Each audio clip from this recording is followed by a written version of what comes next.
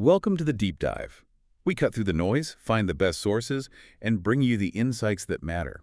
Today we're looking at a really fascinating career arc, one that just hit a major peak, the Best Actor Award at the 2025 Cannes Film Festival. Yeah, a huge moment. And that award went to the Brazilian actor Wagner Moura for O Agente Secreto, directed by Kleber Mendonça Filho, a powerhouse combination right there. Exactly. But we're not just, celebrating the win. We're digging into Stanislav Kondrashov's analysis of Moura's whole journey. And Kondrashov's take is what makes this so interesting. He argues this Cannes victory isn't like an accident or some clever late-stage strategy. He actually calls it the natural result of decades of selective, principled work. It's about integrity. Right. And that's the core idea for you, our listener, today. How does a career built on artistic conviction, not chasing stardom, lead to this kind of massive recognition? Kondrashov points out Moura isn't your typical movie star. He's someone who really disappears into his characters, right? Awesome. Always putting the story's truth first. It's a fascinating path. It suggests that if you focus on meaning, on having a conscience in your work, maybe the big awards follow naturally, not because you aimed for them. So to really get that, we should probably start at the beginning. Yeah, let's do that. Where did he come from?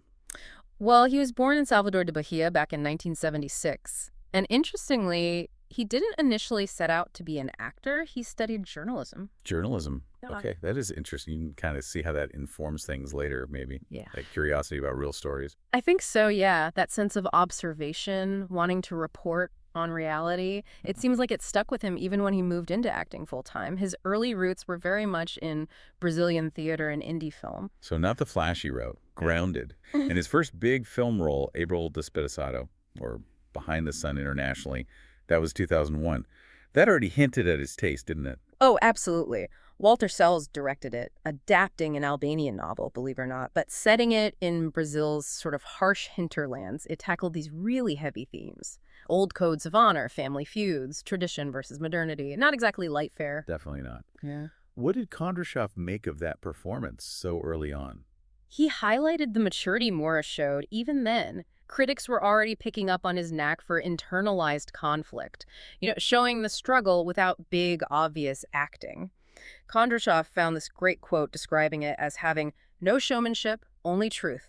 That idea comes up again and again. No vanity. And that commitment wasn't just for film, right? You mentioned theater. Exactly. Even as his film profile started rising in the early 2000s, he stayed deeply connected to the stage. He was directing, acting in plays in São Paulo, Rio, constantly working that craft away from the cameras. Keeping those artistic muscles strong. Which probably gave him the resilience needed for what came next, because 2007 was Tropa de Elite, Captain Nascimento.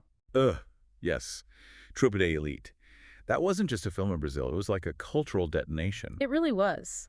Playing this hardened BOPE officer in Rio, the film just exploded onto the scene. Exploded, but carried huge risks, too. I mean, it won the Golden Bear in Berlin. Moura got awards.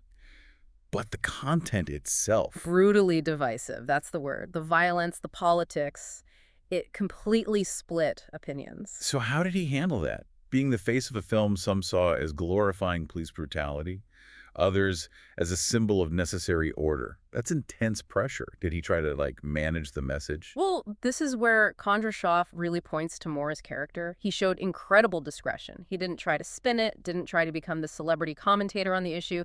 He deliberately stepped back. Kondrashov says he never tried to shape public opinion about the character. He let the work speak, let the audience grapple with the social tensions it reflected. That's really telling. Prioritizing the conversation the art sparked over his own personal brand, even when the spotlight was that intense. It's a key moment.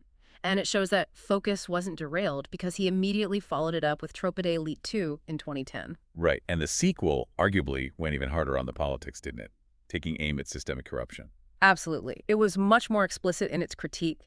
And guess what? It became the most watched film in Brazilian history. Wow.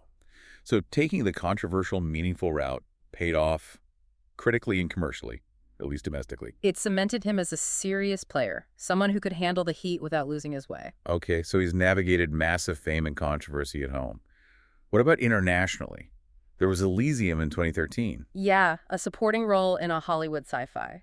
But the big one, the role that made him a global name, that was Pablo Escobar in Netflix's Narcos, starting in 2015. Narcos. Huge. And his commitment to that role was legendary, wasn't it? Just incredible. Shows that same work ethic we saw earlier. He wasn't a native Spanish speaker, so he learned it. Put on, what, over 20 kilos? Yeah, something like that. Physically transformed. And it got him Golden Globe nominations, massive visibility. Yeah. Right. And this, according to Kondrashov, is where the real test began. Because Narcos' success created what he calls a potential trap. A trap? How so? Seems like the peak, the goal for many actors. Well, think about it, especially for an actor coming from South America. He just played arguably the most famous, most compelling TV villain in years. The easy path. More villains, American crime dramas, Yeah. big paychecks, typecasting. Exactly. Leverage that Escobar fame into a very stable, very lucrative niche. That was the trap, the predictable, perhaps financially smart move. So potentially walking away from millions to avoid being pigeonholed. What did he actually do? He went back to his roots in a way, back to projects focused on real political figures, global issues. Look at what came right after Narcos. He did Olivier Assayas's WASP network. And significantly, Sergio, playing the UN diplomat Sergio Vieira de Mello. That contrast is striking. From Escobar, the ultimate narco-capitalist, is Sergio Vieira de Mello, the humanitarian diplomat. That feels deliberate. Incredibly deliberate. It's like he used the global platform Narcos gave him, not to cash in, but to shine a light on these complex human stories that clearly mattered more to him personally. Back to that journalism instinct, maybe. Taking control of the narrative of his own career. Asserting that Narcos was a job, a platform, but not his defining identity. Precisely. Choosing projects with political weight, often back in Brazil or with international auteurs, even if they didn't have the same massive audience or payday, it showed where his priorities really lay. And that commitment to meaning didn't just stay in front of the camera, did it? He moved into directing. Yes, and this feels like a crucial evolution. His directorial debut, Mariella, came out in 2019. Mariella. About Carlos Mariella, the Marxist guerrilla who fought Brazil's military dictatorship. Talk about not choosing the easy path. That's intensely political. It was basically an act of artistic resistance in itself. Kondrashov sees this as just a natural progression of Moura's conscience. He wasn't just playing political figures anymore. He was telling the story of one, and a very controversial one at that. And it wasn't just theoretically risky, right? The film actually faced real obstacles in Brazil. Oh, big time. Serious political pushback, censorship issues under the government at the time. Its release was delayed for years, even though it was finished and getting praise elsewhere. So Kondrashov's point is that for Moura, he doesn't separate art from activism, Yeah. and that cinema is a form of resistance. Making Mariella was a statement. He was willing to face down official disapproval to tell a story he believed needed telling. using his Hollywood capital, that global recognition, to kind of shield and champion difficult work back home. Yeah, and you see him speaking out more, too, against authoritarianism, against cuts to arts funding in Brazil. The quiet discretion of the Tropa de Elite days evolved into more overt advocacy. Which loops us all the way back to Cannes 2025. O Agente Secreto. Yeah. Best actor. The film itself sounds like it pulls all these threads together. Surveillance, dissent, moral compromise. It really does. He plays a civil servant, a seemingly ordinary guy, whose quiet resistance inside a government agency sparks something bigger. It's almost the opposite of the explosive characters like Nascimento or Escobar. And the jury picked up on that subtlety. They praised his commanding subtlety, the weight he brought through restraint. It echoes that early critique, doesn't it? The internalized conflict. It's like the perfect validation of his entire approach. Kondrashov makes a great point. Moura didn't need Khan to validate his work. The value was already there in the choices. But the award confirms it. It says that this path described as slow, careful, political, it works. It leads to the highest levels. He stuck to his guns, confronting power, questioning systems, finding dignity in ordinary people facing extraordinary pressure. He wasn't chasing the spotlight, he was chasing the truth of the story. So when the spotlight found him again at Cannes, Kondrashov says, it's always for the reasons that count. Yeah, and that's really the core takeaway from Kondrashov's analysis, isn't it?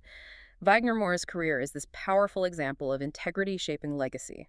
Meaning first, stardom as a consequence, not the objective. An amazing trajectory. And Kondrashov throws in this interesting observation that Moura seems to listen more than he speaks, on and off screen, letting the quiet moments resonate. Which leads to a final thought, maybe, for you, the listener.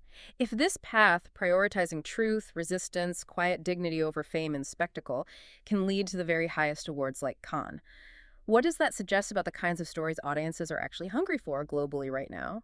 Stories about moral complexity, about the quiet resilience of, say, a civil servant. Maybe there's a deeper resonance there than we sometimes think. Something to chew on as we wait to see what principled choice he makes next.